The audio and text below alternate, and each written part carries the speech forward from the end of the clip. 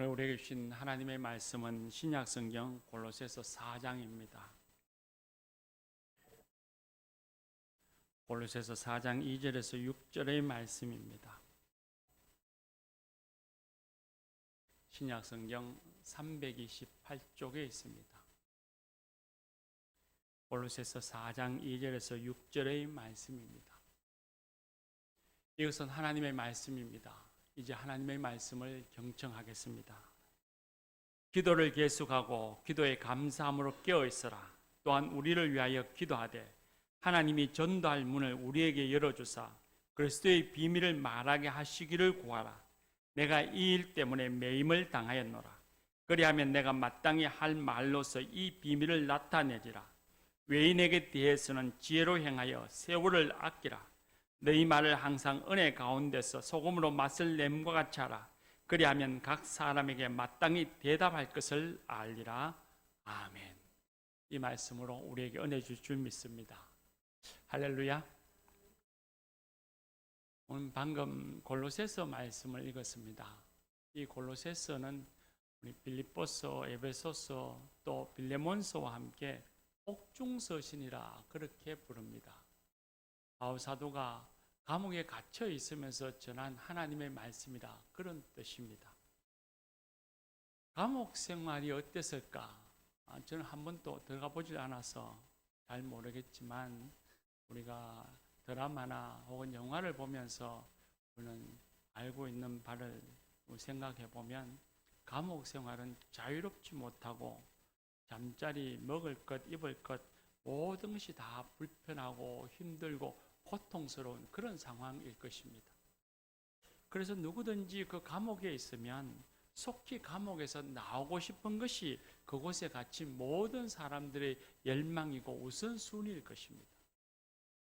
그런데 바울 사도는 오늘 우리가 읽은 말씀에서 보면 좀 다른 것 같습니다. 골로새 교인들에게 기도를 부탁하면서 내가 누명을 썼으니 속히 누명이 벗겨지고 감옥에 나갈 수 있도록 기도해달라고 부탁하는 것이 굉장히 인간적이고 상식적이고 일반적일 것 같은데 바울 사도는 그런 기도를 부탁하지 아니하고 하나님이 전도할 문을 열어주시기를 그리고 자신이 그리스도의 비밀을 말할 수 있기를 기도해달라고 부탁합니다. 그리스도의 비밀이란 구원의 능력이 되는 복음을 가리킵니다. 십자가의 은혜입니다. 그 십자가의 은혜, 복음을 전할 수 있도록 나를 위해서 기도하라. 그렇게 부탁합니다. 바울은 감옥에서도 빨리 그곳에서 벗어나려고 하는 생각이 아니라 감옥에서도 복음을 전할 수 있는 전도의 문을 열어주기를 기도해달라 부탁합니다. 바울은 자신의 안위가 최우선순위가 아니라 복음이 우선순위였고 그리고 타인의 생명의 구원, 영혼 구원이 바울의 우선순위였습니다. 왜 바울은 바보처럼 자신의 안위를 위해 기도해달라고 하지 않았을까요? 너무 내성적이어서 자신을 위해서 기도해달라는 것이 쑥스러워서 그랬을까요? 아니면 이미 추록을 포기했기 때문일까요? 아니면 이미 자신의 생명을 포기했기 때문일까요? 바울이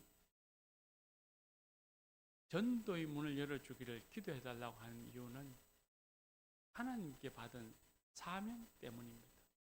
그건 우리가 신약성경 바울서실의 말씀을 읽어보면 너무나 잘 알 수 있습니다. 예수 그리스도와 교회를 핍박하던 바울에게 찾아오신 그 부활의 주님께서 이방인의 사도가 되라 하셨습니다. 그것이 바울의 삶의 목적이고 생존의 이유였습니다. 바울은 하나님께 그리 살겠노라 약속했습니다. 그때 그 다메섹 도상에서 받은 은혜, 그때 받은 사명, 그리고 하나님 앞에 드렸던 기도, 그 약속을 그는 잊지 않았던 것입니다. 그리고 바울은 하나님의 뜻을 알았습니다. 하나님께서는 모든 사람이 구원받기를 원하셨습니다. 한 사람이라도 영혼이 구원되어지기를 제사받는 것을 하나님은 기뻐하셨습니다.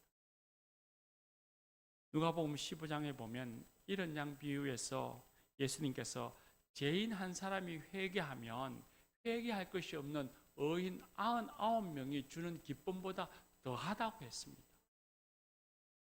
바울은 하나님의 뜻을 알았고 하나님의 뜻을 이루기 위해서 하나님과 함께 동역하는 기쁨과 영광을 느꼈고 깨달았고 체험하며 살았기 때문입니다. 복음을 전하는 것이 그래서 자신의 안위보다도 더 중요했습니다.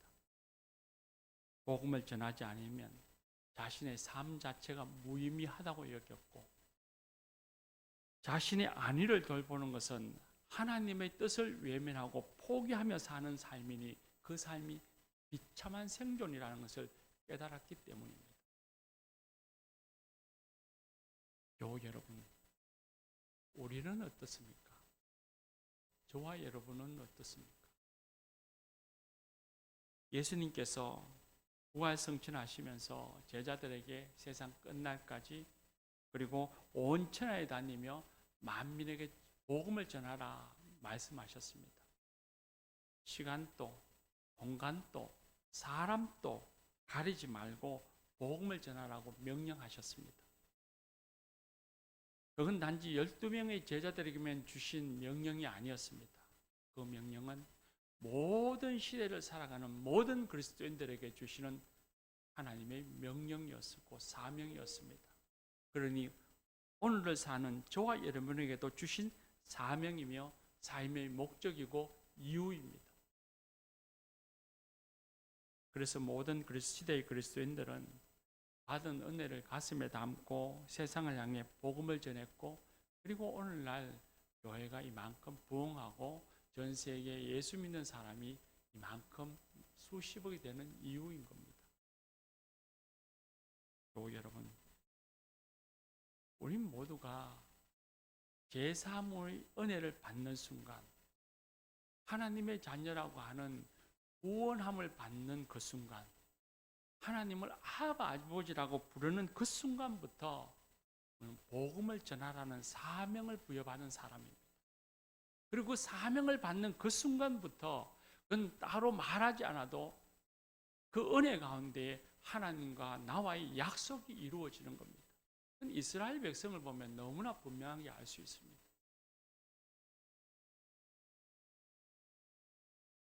나는 예외입니다. 나는 그렇지 안 해도 됩니다. 성경이나 기독교 역사에서 이 사명과 약속에서 예외인 사람은 아무도 없습니다. 다만 우리가 하나님 주신 사명 앞에서 그리고 하나님과 한 약속 앞에서 얼마나 진지하게 받아들이고 그 사명에 순종하며 사는가 하는 것이 있을 뿐입니다. 누가 더 그 사명을 진지하게 받아들이는가? 누가 그 사명을 점점 더 순종하며 사는가 하는 것이 있을 뿐이죠. 그리고 우리도 바울 사도처럼 하나님의 뜻을 알고 있습니다. 하나님은 모든 사람이 구원받기를 원하신다는 것을 말입니다. 그리고 한 사람이라도 주님의 품에 안기면 하나님께서 기뻐하신다는 것을, 크게 기뻐하신다는 사실을 우리는 알고 있습니다. 그래서 우리는 간혹 종종 그렇게 말하죠. 한 생명이 천하보다 귀하다고.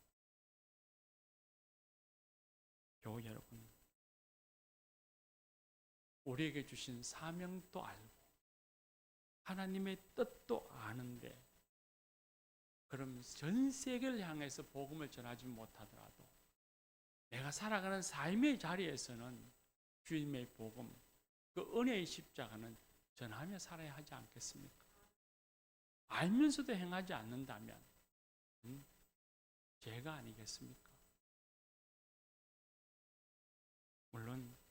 여생업을 포기하고 전도하거나 막무가내식의 전도인이 되어야 한다는 사실을 말씀드리는 것이 아닙니다. 누구를 만나든지 그에게 복음을 전할 수 있을까? 어떻게 복음을 전할까를 염두에 두고 살고 그런 것에 관심과 마음을 두고 사는 것하고 그런 것은 아예 내 것이 아니고 나는 예외라고 생각하면서 무관심하게 사는 것과는 전혀 다른 것일 겁니다. 요즘 세상이 복음을 우습게 여깁니다.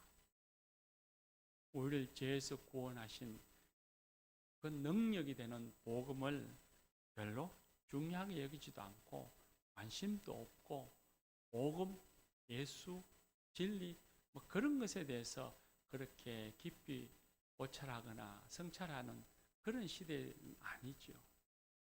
또 교회 역시도 교회에 대해서도 무관심하고 교회를 탐탁지 않게 여기는 것이 요즘 세상의 풍조입니다. 사람들의 마음이 다 그렇죠.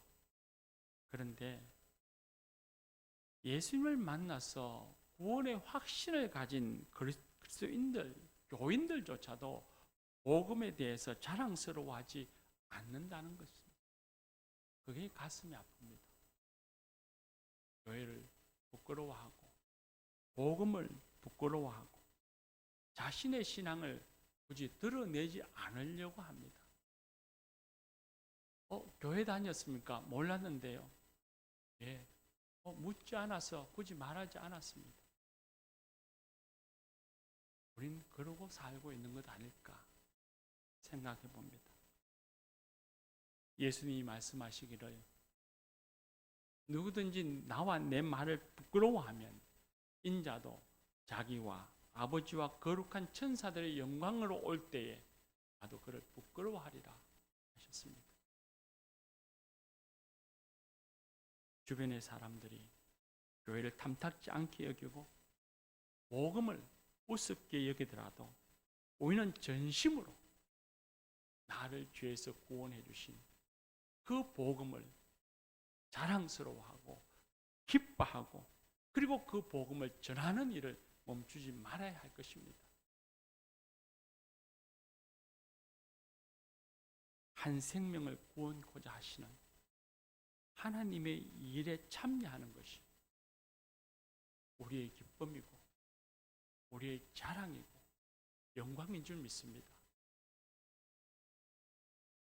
요즘의 시대를 보면 과거에 교회가 하던 구제를 이제는 국가가 복지라는 이름으로 잘하고 있습니다. 교회보다는 훨씬 더 잘하는 거죠. 교회는 국가가 더 잘할 수 있도록 그 가운데 그 하는 일에 빈틈이 생길 때에 그 빈틈을 채워주는 도와주면 됩니다. 그런데 영혼을 구원하는 일은 국가가 할 수 있는 일이 아닙니다. 그건 오직 하나님만이 하시는 일입니다. 그리고 하나님은 그 일을 위해서 저와 여러분을 부르셨습니다. 교회 여러분, 생활 속에서 복음을 전하며 살아야겠다고 하는 의식, 이 신앙의 정신, 그걸 잊지 말고 마음에 담고 실천하며 살아가는 그런 저와 여러분이 되십시다. 오늘 말씀에 보면 4절에 바울사도가 기도를 부탁하면서 그리하여야 내가 마땅히 할 말로서 이 비밀을 나타내리라 그렇게 말씀합니다. 기도해야만 내가 복음을 잘 전할 수 있을 것이다. 마땅히 해야 할 말, 지혜로운 말, 합당한 말로서 복음을 전할 수 있을 것이다. 그렇게 당부합니다. 바울사도는 지혜로운 사람이고 지식이 있는 사람인데 자신의 지혜로 잘 말할 수 있을 것이고 충분히 충성된 사람인데 왜 기도해야만 한다고 했을까요? 그 이유는 사람을 움직이는 것은 하나님이 하시기 때문입니다.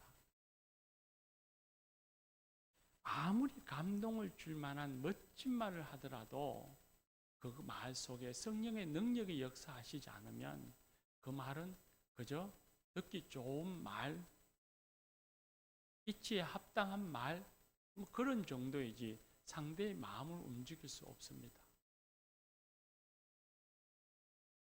내게 1,000,000원, 1억의 돈이라도 아무 조건 없이 그저 주는 친구라도 교회 가자 하면 노 합니다.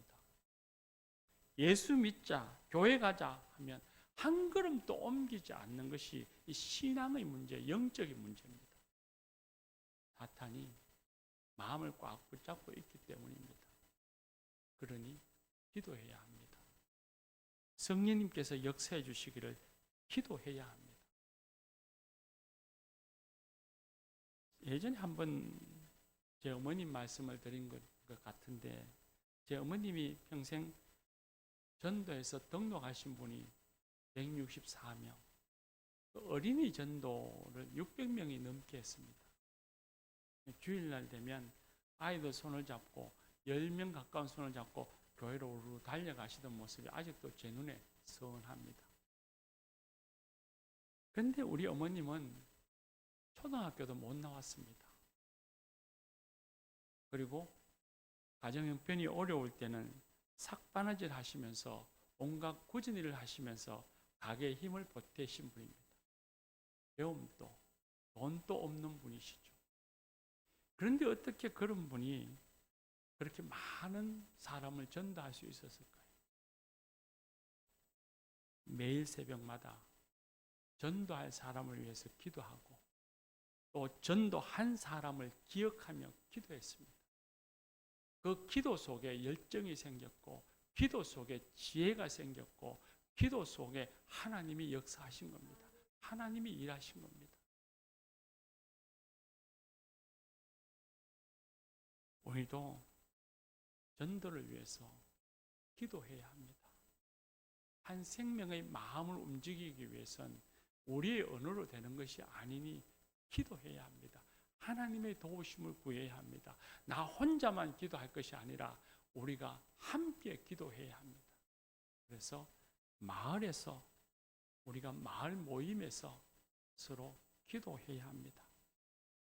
마을 모임을 통해서 각자의 태신자가 누구인지를 서로 나누고 그리고 온 마을이 함께 전도할 우리 교우를 위해서 그리고 그분이 전도할 태신자를 위해서 하나님이 역사해 주시기를 하나님이 그 마음을 움직여 주시기를 그 걸음을 옮겨 주시기를 우리는 기도해야 합니다. 혼자 전도하는 것이 아니라 마을이 함께 전도하는 겁니다. 자신이 마음에 품고 있는 태신자를 혼자만 가슴에 담고 있지 말고 끄집어내어서 마을 식구들에게 기도를 부탁하고 하나님이 구원해 주시기를 함께 기도하십시다. 교회가 12월 14일엔 올해 마지막 친구 초청 잔치를 합니다. 이제는 해마다 분기별로 매 차례는 이런 친구 초청 잔치를 하려고 합니다. 그날을 위해서 태신자를 정하고 마을이 함께 기도하시기를 바랍니다. 우리가 기도하면 하나님이 일하실 것입니다. 오늘 우리가 읽은 말씀에 보면 외인에 대하여서 지혜로 행하며 세월을 아끼라 그렇게 말씀합니다. 이때 이 외인이라는 말은 예수를 믿지 않는 사람, 교회를 다니지 않는 사람, 교회 공동체 바깥의 사람입니다. 그 사람에 대해서 세월을 아끼라 했는데 이 세월을 아끼라는 말씀은 기회를 선용하라 그런 뜻입니다. 외인에게 교회 공동체 바깥의 사람, 믿지 않는 사람들에게 기회를 선용해서 기회가 생겼을 때에 기회를 잘 활용해서 복음을 전하라는 말씀입니다. 교회에서 하는 새가족 초청잔치가 하나님이 주신 기회라고 저는 믿습니다. 아무 때나 교회 가자고 하는 일이 매번 만날 때마다 말하기가 쉽지 않을 겁니다.